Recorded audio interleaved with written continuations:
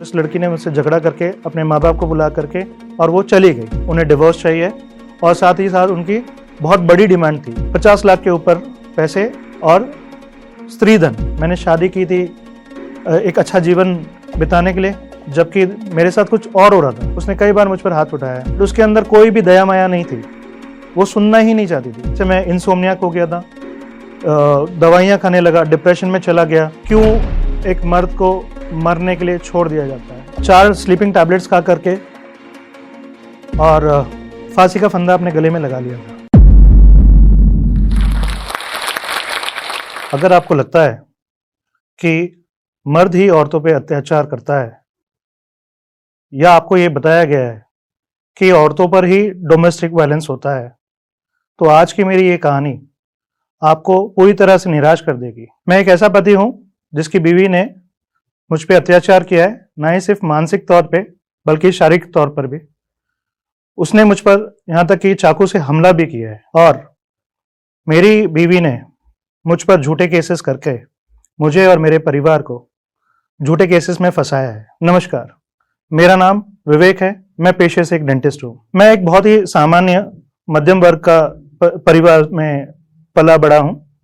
मेरे परिवार में मेरे पिताजी हैं जो एक रिटायर्ड बिजनेसमैन है, मेरी माताजी गृहिणी है, मेरा छोटा भाई भी डेंटिस्ट है।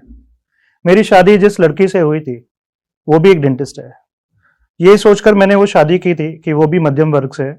उसके पिताजी एक डॉक्टर और साथ ही साथ एक बहुत बड़े पॉलिटिशियन के ओएसडी थे। जैसे शादी हुई, पहला दिन जो कहते हैं एक नए शादी के जोड़े के लिए बहुत महत्वपूर्ण होता है, पहली रात जो होती है, उस रात उसने मुझसे एक प्रॉमिस लिया, और वो प्रॉमिस ये था कि उसको 6 महीने तक ना तो कोई बच्चा चाहिए और ना ही कोई शारीरिक संबंध बनाने थे।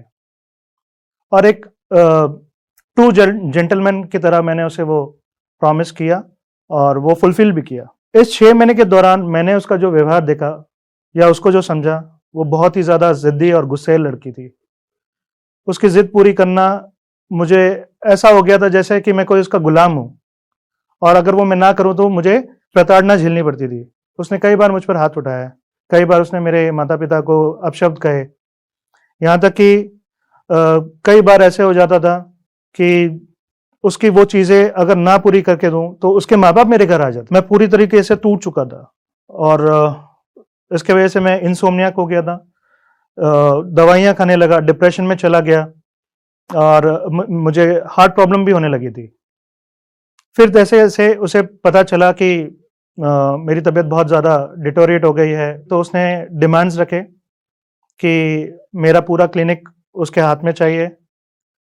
उसको पैसे उसने डिमांड करने शुरू किए। उसे घूमना था, फिरना था, तो मैं आम तौर पे उसे घुमाने ले जाता था ताकि उसका मन शांत हो, मेरा मन शांत हो। बट जितनी मैं उसकी डिमांड पूरी करता था तो वो अपनी नई डिमांड्स रखती थी, और जैसे जैसे उसकी ये डिमांड पूरी होती गई तो उसे कहीं रास्ता मिलता नहीं था कि वो मुझसे लड़े। एक दिन ऐसा हुआ कि मैं कुछ ऐसी हमारी शादी की यादें इकट्ठा करके वो एल्बम्स देख रहा था, और मेरा मन किया कि मैं उसे हग करूं। जैसे ही मैंने उसे अपनी तरफ खींचा, उसने इतने जोर से मुझे पैर मेरे सेंटर पे मारा कि मुझे बहुत ज़्यादा प्रॉब्लम हुई, जिसकी वजह से मुझे भी गुस्सा आया। मैंने जब उसे डांटा तो उसने नेक्स्ट डे ही अपने माता पिता को बुला करके फिर वापस से घर में कलेश किया, और वो दोबारा चली गई। इस तरीके से वापस से मैं उसके पीछे कम से कम 5 महीने पड़ा। तब उसने मुझे फोर्स किया कि अगर वो इस शादी में रहना चाहती है या मैं उसके साथ रहना चाहता हूं, तो मुझे अपना घर परिवार छोड़ करके नागपुर आना होगा, वहां पर घर खरीदना होगा और एक क्लिनिक खरीदनी होगी, जिसके लिए कि मैंने साफ मना कर दिया। मैंने उसे बहुत समझाया कि ये मेरे लिए पॉसिबल नहीं है, क्योंकि मैं अभी जिस घर में रह रहा हूं अपने माँ बाप के साथ, वो भी मैंने लोन पे लिया हुआ है। मुझे वो सारी चीज़ें भी पूरी करनी है, अपना बेटे का फर्ज भी निभाना है। बट उसके अंदर कोई भी दया माया नहीं थी, वो सुनना ही नहीं चाहती थी। यहाँ तक कि मैंने उससे ये भी कहा कि मैंने अपनी पढ़ाई के लिए, एजुकेशन के लिए 12 साल अपने माँ बाप से दूर रहा हूँ, कम से कम इतनी दया तो कर कि अभी मैं अपने माँ बाप के साथ रह सकूँ। वो कोई चीज़ मानने के लिए तैयार नहीं थी। इसने फिर बाद में मेरे पर फिर दबाव डाला, प्रेशर किया कि मैं घर से अलग होकर के पूना आ जाऊं, पूना में घर खरीदूं, वहां क्लिनिक डालूं, जो कि मेरे लिए फिर भी पॉसिबल नहीं था। फिर कैसे तैसे करके उसने फिर नई एक शर्त रखी कि वो मेरे पास आएगी रहने के लिए, बट उसके लिए मुझे पहले अलग घर लेना होगा और क्लिनिक उसके पास देना होगा, उसके हाथ में देना होगा। मैंने अपने इस रिश्ते को संभालने के लिए, उसके साथ रहने के लिए ये भी किया। मैंने अपने माँ बाप को छोड़ा, मैंने अलग से एक रेंटेड फ्लैट लिया और मैंने अपनी खुद की क्लिनिक, जो 10 साल की मेरी प्रैक्टिस थी, उसको हाथ में दे करके मैंने कॉल सेंटर में जॉब भी किया। लेकिन लगता था शायद ये भी उसके लिए कम था। जब हम उस 1.5 महीने, जब हम उस नए घर में गए तो उसने मुझे पहले ये कहा कि आप पहले एग्रीमेंट बना करके और सामान शिफ्ट करके मुझे वीडियो भेजिए, तो मैं आपके पास बॉम्बे आऊंगी। मैंने वो भी किया। जब वो आई तो इस बार वो सिर्फ 1.5 महीने मेरे पास रही और इस 1.5 महीने में उसके फादर कम से कम 6 बार मेरे घर आए और जब भी वो आते तो ये हमेशा मुझसे लड़ती, झगड़ती, मारपीट करती। और इस बार तो उसकी ये डिमांड थी कि ये जो रेंटेड फ्लैट मैंने लिया है वो मैं खरीद लूं, जो कि मेरे लिए पॉसिबल नहीं था। मैंने उससे कहा कि मुझे पॉसिबल नहीं है, पर उसे को समझ नहीं आता। वो इन छोटी छोटी बातों को लेकर के हमेशा लड़ती झगड़ती और ये झगड़ा इतना बढ़ गया कि एक दिन उसने मुझ पर चाकू लेकर के मुझ पर हमला भी किया। जब ये चाकू का हमला हुआ तो उस वक्त मेरे पास मेरा मोबाइल था, मैंने वो मोबाइल में रिकॉर्ड किया है। शायद इससे वो डर गई और उसने अपने माँ बाप को फोन किया और वो फिर दोबारा मेरा घर छोड़ के चली गई। इसके बाद ना तो वो कभी लौटी, ना उसने कभी मुझे फोन किया और ना ही मैंने कभी उसे फोन किया। 4 महीने के बाद में उसने मेरे एक कलीग हैं जो मेरे सीनियर थे, उनके पास उसके फादर का फोन आया। उन्होंने कहा कि उन्हें डिवोर्स चाहिए और साथ ही साथ उनकी बहुत बड़ी डिमांड थी।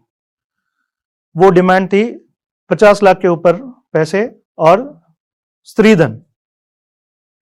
और मैंने उनको जवाब दिया कि मैं ये चीजें नहीं दूंगा, क्योंकि मैंने जब ये शादी की थी ना तो मैंने उनसे कोई गिफ्ट लिया, ना ही कोई दहेज लिया, मैंने कुछ नहीं लिया। और ये मेरी शर्त थी कि मैं जिस लड़की से शादी करूंगा उससे दहेज वगैरह नहीं लूंगा। और इसी बुनियाद पर मेरी इस लड़की से शादी भी हुई थी। जब मैंने ये मना किया तो मुझे अलग अलग जगहों से मेरे जो सीनियर थे उनके थ्रू ये बार बार मैसेज भिजवाते थे, थ्रेटनिंग भेजते थे कि अगर ये नहीं मानेगा तो हम इसके ऊपर केस कर देंगे। जब मैं नहीं माना, मैं बिल्कुल नहीं डरा, तो 2018 जून में इन लोगों ने मुझ पर एक केस फाइल किया जो कि था 498A। 498A ये केस जो होता है ये पति और उसके घर वालों के ऊपर होता है। जब लड़की जाकर के ये कहती है कि उसके साथ मारपीट हुई है, उसके साथ दहेज के लिए मारपीट हुई है, उसके साथ, उसमें आप ये समझ लीजिए कि उसकी फाइनेंशियल, इमोशनल, किसी भी तरीके की हिंसा अगर उसके साथ हुई है तो वो 498 में आता है। एक मिनट, उधर है। उस वक्त में जो भी केस 498A में रजिस्टर होता था वो केस को ट्रांसफर किया जाता था फैमिली वेलफेयर कमेटी के पास, ताकि इसमें प्रॉपरली इन्वेस्टिगेशन हो, अनबायस्ड इन्वेस्टिगेशन हो और जो भी उसका आउटकम हो। और ये कोशिश होती थी कि जो कपल्स हैं उनको वापस से काउंसलिंग करके उनको एक साथ रहने के लिए प्रोत्साहन किया जाए। ये लड़की ने जो कंप्लेंट की, इसने कंप्लेंट करने के बाद में कभी वो फैमिली वेलफेयर कमेटी में नहीं आई और मैं हर बार अपने माँ बाप को लेकर के नागपुर जाता था। इस तरीके से इन्वेस्टिगेशन पूरी हुई।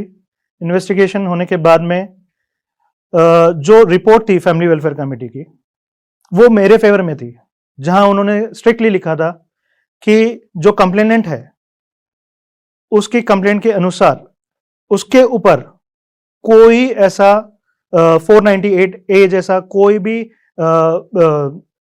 मतलब ये कंप्लेंट बिल्कुल उन्होंने खारिज कर दी कि ऐसा उनको कोई प्रूफ नहीं मिला लड़की की तरफ से कि जिसमें कि 498A कंसिडर किया जाए, और उन्होंने उसकी ये कंप्लेंट को खारिज कर दिया था।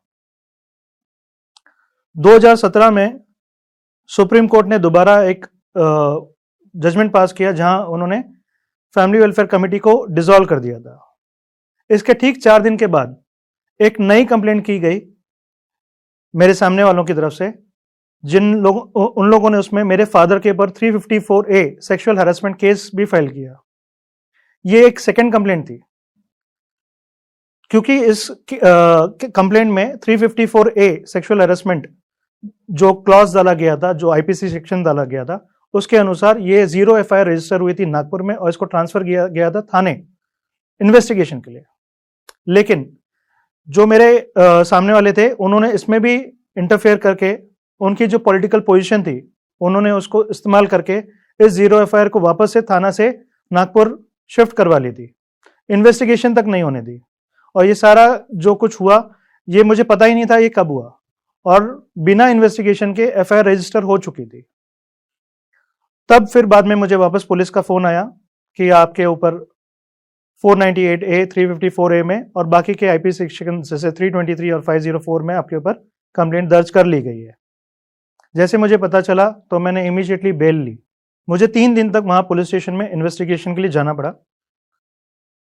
कोर्ट ने इस ऑर्डर में ये पास किया था, ऑर्डर में ऐसा दिया था कि मुझे 11 बजे से लेकर के दोपहर के 1 बजे तक पुलिस के इन्वेस्टिगेशन में कोऑपरेट करना है। बट जब मैं वहां पहुंचा तो पुलिस जो अधिकारी थे, उन्होंने सबसे पहले मुझसे 15,000 रुपये मांगे, जिसके लिए मैंने डिनाई कर दिया। तो उन लोगों ने मुझे 3 दिन तक सुबह 11 बजे से लेकर रात के 11 बजे तक उस पुलिस स्टेशन में बैठा के रखते थे। कई तरह के कमेंट्स करते थे, मानसिक तौर पे बहुत ज़्यादा परेशान किया। मेरे पिताजी के बारे में उल्टा सुल्टा कहा गया, और सुबह 11 बजे से लेकर 11 बजे तक रात के बैठा के रखते थे। और ये 3 दिन तक इसी तरह से चलता रहा। जब 3 दिन के बाद में मैं पूरी तरीके से बिना खाए पिए ना सोया था, 3 दिन तक मैं पूरी तरीके से टूट चुका था और बिखर चुका था, ये सोचकर कि मैंने ये क्या कर लिया है। मैंने शादी की थी एक अच्छा जीवन बिताने के लिए, जबकि मेरे साथ कुछ और हो रहा था। और पूरी तरीके से टूटा हुआ परेशान मैं उस होटल में गया उस रात। वहाँ पर मैंने 4 स्लीपिंग टैबलेट्स खा करके और फांसी का फंदा अपने गले में लगा लिया था। पर पता नहीं क्या हुआ, रोते रोते मैं अपने वो मोबाइल में अपने शादी के फोटोज देखते देखते अपने माँ बाप और भाई का जब फोटो आया तो मैंने अपने आप को रोका। उस रात मैं रोते रोते, जब मैंने फांसी का फंदा लगा लिया था, मैं अपने शादी के फोटोज देख रहा था और देखते देखते मेरे सामने मेरे माता पिता का और भाई का फोटो आ गया, और जिसके वजह से मैं रुक गया और मैंने फांसी का फंदा निकाल कर पूरी रात रोता रहा। जब सुबह हुई तो मैंने अपने मन में ये ठान लिया था कि अब मैं पीछे नहीं हटूंगा और मैं इस केस को फाइट करूंगा। जो भी मेरी सच्चाई थी, उस सच्चाई के ऊपर मैं रहूंगा, टिक के रहूंगा, बिल्कुल नहीं डरूंगा। और मैंने फाइट किया। इस दौरान में जब ये एफआईआर फाइल हुई थी, उसके कुछ समय पहले मेरे सामने वालों ने मुझ पर डिवोर्स का केस भी फाइल किया था नागपुर में ही, फैमिली कोर्ट में। जब ये मीडिएशन हो रहा था तो उस मीडिएशन में जो मीडिएटर थे, यहां तक कि उन्होंने भी मुझे डराने की, धमकाने की कोशिश की कि अगर आप इस केस को सेटल कर लीजिए, आप जो इसकी डिमांड्स है, जो ये पैसे मांग रही है, आप वो पैसे दे दीजिए तो आपका ये केस यहीं खत्म हो जाएगा। बट मैंने उसे भी इनकार कर दिया। जब मैं नहीं माना तो वो मीडिएटर ही उस लड़की को ये कहने लगी कि आपने और कौन से केसेस डाले हैं इसके ऊपर। तो वो खुद उसको बता रहे थे कि आपको ये केसेस डालने चाहिए। मैं फिर भी नहीं डरा और मैंने ये केस फाइट किया। इस केस के दौरान में जैसे जैसे मैं आगे बढ़ता रहा, और जो उस लड़की का जो पिटीशन था फैमिली कोर्ट में, उसका जब मैंने जवाब दिया, जिस दिन मैंने जवाब दिया और मैं घर अपने लौटा, तो मुझे एक अनजान व्यक्ति का कॉल आया। उस अनजान व्यक्ति ने मुझे डायरेक्टली नहीं बट इनडायरेक्टली मुझे धमकाने की कोशिश की। उसने मुझसे ये कहा कि अबू धाबी में 5 लोगों का एक्सीडेंट हुआ है जिसमें से 3 लोगों की ऑन द स्पॉट मौत हो गई है और 2 लोगों को मुझे हॉस्पिटल में एडमिट करवाना है। उसका जो ये कहना था कि 5 लोगों का एक्सीडेंट हुआ है, जब मैंने उसको अपने तरीके से सोचा तो मुझे ये समझ में आया 3 लोग यानी मुझ पर, मेरे फादर और मेरे मदर पे जो केस हुए हैं, और 2 लोग यानी मेरे भाई और उसकी वाइफ, ये 2 लोग जो बचे, तो इस तरीके से उनका इनडायरेक्टली ये मैसेज था कि 3 लोगों की मौत हो चुकी है और 2 लोगों को एडमिट कराना है। ये एक इनडायरेक्ट थ्रेट थी जिसको मैं रिपोर्ट करने पुलिस स्टेशन गया तो पुलिस ने भी मेरा अनसुनी कर दी मेरी। मैं फिर भी नहीं घबराया, मैं आगे अपने सच्चाई पे टिक कर रहा और मैंने इस केस को आगे बढ़ाया। इस केस के दौरान में मैंने कई सारी ऐसी आरटीआई डाली जो इस केस से जुड़ी हुई थी, जैसे इसमें जो पुलिस इन्वॉल्वमेंट था, जो सिस्टम था, उसके खिलाफ मैंने आरटीआई की। मैंने मेरे जो इन-लॉज थे उनके खिलाफ आरटीआई फाइल की। मैंने मेरे जो सामने वाली मेरी जो पत्नी है उसके खिलाफ भी मैंने कुछ आरटीआई फाइल की और मुझे इतना सब कुछ मिला, उसमें इतने सारे एविडेंसेस मिले। ये जो पूरा लूप होल था, ये जो लॉ का अब्यूज हो रहा था, ये सारी चीजें मुझे उस आरटीआई के थ्रू मिली। और जब मुझे ये सारे एविडेंसेस मिले, मैंने Bombay high court Nagpur bench को अप्रोच किया। मैंने केस फाइल किया इस 498 को क्वैश करने के लिए। यहाँ पर मैंने वो सारे एविडेंसेस जो मुझे मिले थे, वो मैंने सारे एविडेंसेस हाई कोर्ट में फाइल कर चुका था मैं। तो सामने वालों को जब लगा कि उसकी दाल ना तो पुलिस स्टेशन में ना कोर्ट में कहीं पर नहीं गल रही है, तो उसने समझदारी ये समझी और उसने अपने आप को सरेंडर कर दिया हाई कोर्ट में। और ना ही मैंने उसको मेंटेनेंस या फिर एलिमनी, मैंने उसे कुछ नहीं दिया और मैं ये केस जीता। इस केसेस के दौरान मुझे वास्तव फाउंडेशन एक एनजीओ मिला जो मर्दों के लिए हेल्प करता है। जो मर्द या जो पुरुष इन झूठे केसेस में फंस जाते हैं उनके लिए एक हेल्पलाइन चलाते हैं, 8882498498। मैं दोबारा रिपीट करता हूँ, 8882498498। ये ऑल इंडिया हेल्पलाइन चलती है सिर्फ पुरुषों के लिए जो इस तरह के झूठे केसेस में फंस जाते हैं। मुझे इनके गाइडेंस की वजह से ये सारी चीज़ें सीखने मिली और आज मैं जो मुझे इनकी तरफ से मिला या उनकी तरफ से जो हेल्प मिली, इसलिए आज मैं यहाँ जिंदा हूँ और मैंने ये केस फाइट की है। और अगर मैं उस रात वहीं पर सुसाइड कर लेता तो शायद आज यहाँ सामने नहीं होता। मैं यहाँ पर ये एक सवाल पूछना चाहता हूँ कि इस तरह के जब मैट्रिमोनियल डिस्प्यूट्स होते हैं या कोई भी इस तरीके का केस आता है तो हर बार एक मर्द को ही क्यों दोषी ठहराया जाता है? उस मर्द को या उस आदमी को बिना सुने ही उसे मरने के लिए छोड़ दिया जाता है। ऐसा क्यों है कि हर बार एक मर्द को ही एक टैगलाइन दे दिया जाता है कि एक आदमी ही सारे वायलेंसेस करेगा या एक आदमी ही रेपिस्ट होगा? इस तरीके से मैं ये सवाल आप लोगों से पूछना चाहता हूं कि क्यों एक मर्द को मरने के लिए छोड़ दिया जाता है?